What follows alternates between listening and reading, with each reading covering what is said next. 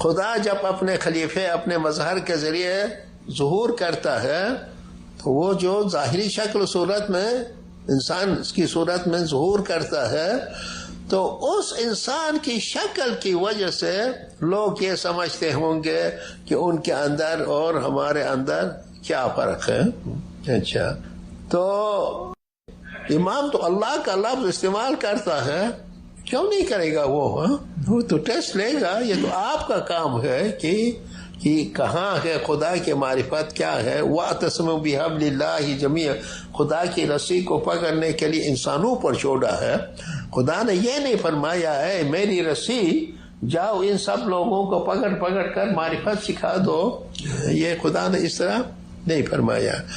تو قربان جائیں تو اصل میں مشرک وہ ہوتا ہے کہ جس کو خدا نے اپنی جگہ پر ہدایت کے لیے مقرر کیا ہے، خدا کی جب رحمت آتی ہے تو اس کے ذریعے سے آتی ہے. خدا کی جب عبادت کی جاتی ہے تو اس کے ذریعے اس کی اطاعت، اس کی عبادت ہونی چاہیے، وہ خدا کی عبادت سمجھی جائے گی. کیونکہ جو جانشین ہوتا ہے اس کا کام یہی ہوتا ہے. جو شریعت کی زبان میں ہم بات کریں تو خدا اور بندوں کے درمیان وہ پل کی حیثیت رکھتا ہے. اور پل کس طرح بنتا ہے؟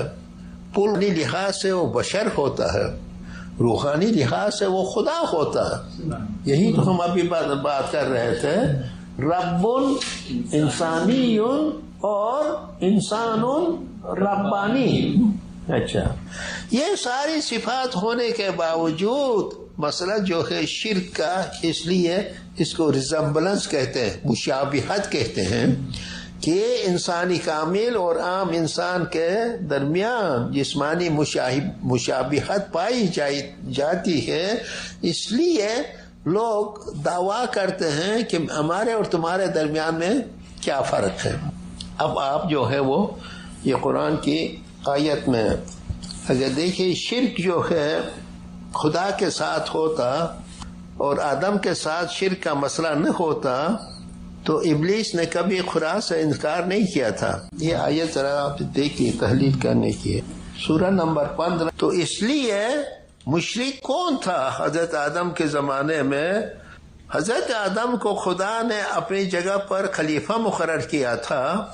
ان کو جس نے کم سمجھا یا اس کے ساتھ مقابلہ کیا تو اصل مشرک جو ہے آدم کے لیے انکار کرنے کی وجہ سے ابلیس مشرک ہو گیا تھا.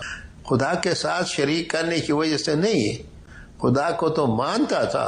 جو حضرات ہم کو مشرک سمجھتے ہیں تو اصل میں مشرک وہ ہیں کیونکہ وہ زمانے کے امام کو تسلیم کرنے کے لیے، اس کے لیے سجدہ کرنے کے لیے تیار نہیں ہے، بلکہ ان کی فرمان سے، ان کی ہدایت سے انکار کرتے ہیں.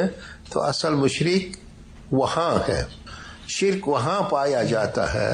اگر ہم اچھی طرح سے معنی کے ساتھ شرک کو سمجھنے کی کوشش کریں تو شرک وہاں ہے. لیکن ہمارا مذہب یہ اجازت نہیں دیتا خواہ مخواہ لوگوں کے ساتھ جو ہے ہم جھگڑے فساد میں پھنس جائیں. لیکن اس کے باوجود ہمارے پاس علم ضرور ہونا چاہیے. جب دوسرے اٹیک کرتے ہیں تو ان کے اٹیک سے بچنے کے لیے ہمارے پاس شیلڈ ہونی چاہیے، علم کی شیلڈ ہونی چاہیے، اس کی وجہ سے ہم بچ سکتے ہیں. شیلڈ نہ ہو